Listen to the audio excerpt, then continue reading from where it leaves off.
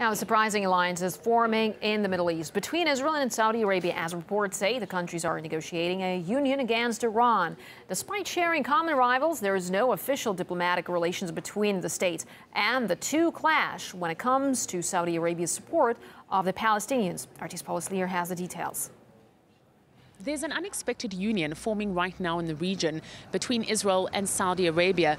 Unexpected because, on the one hand, while the two share common rivals in Egypt and Syria, Saudi Arabia, particularly recently, has been pouring millions of dollars of aid into Palestinian projects both in Gaza and in the West Bank. The potential impact of such an unlikely union cannot be overestimated. Israel brings to the party excellent propaganda skills. Saudi Arabia, on the other hand, is able to tap into vast reservoirs of petrodollars. Israel, too, has unparalleled influence over American foreign policy. And the result of these two countries working together is shaping international responses. No doubt about it. Rumors, reports about cooperation, secret meetings started to appear following the Second Lebanon War, 2006, when it became clear that Iran is to become a major player here in our immediate region, but also in the Gulf. But this cooperation between Israel and Saudi Arabia is problematic because Saudi Arabia gives so much support to the Palestinians. Just recently, it gave some $10 million to UNRWA, the United Nations Relief and Works Agency for Palestinian refugees.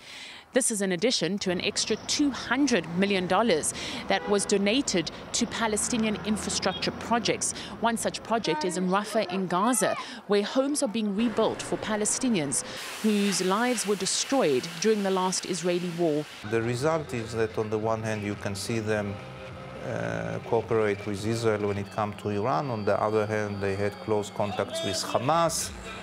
On the one hand, they initiate the Arab Peace Initiative.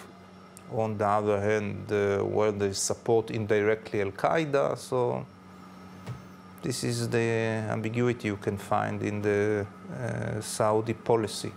Many are asking the question whether Israel isn't shooting itself in the foot by forming an alliance with a country that supports its enemies. Paula Sleer, RT, East Jerusalem. Now, a closer look at what brings Israel and Saudi Arabia together. Syria is a major issue, as both countries agree that the Assad government should go. Another reason for cooperation is their mutual animosity towards Iran. The two states also share support for the military-backed government in Egypt.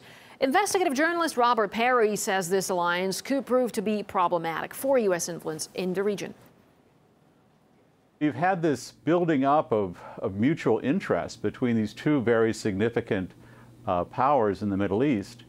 So it raises the question of whether this very significant, although unlikely, or a sort of really unusual odd couple relationship between Saudi Arabia and Israel might create a new superpower in the Middle East. If Saudi Arabia and Israel could figure out a way to work together, you could have Israel providing its very tremendous, sophisticated political operations involving both the Israel lobby back in the United States, its sophisticated propaganda techniques, with what the Saudis have, which is vast amounts of money. The United States might find this problematic in that while both Saudi Arabia and Israel are American allies, if the two of them were to collaborate more formally on some of these issues, like Syria, for instance, or Iran, or Egypt, that could put the United States in a position of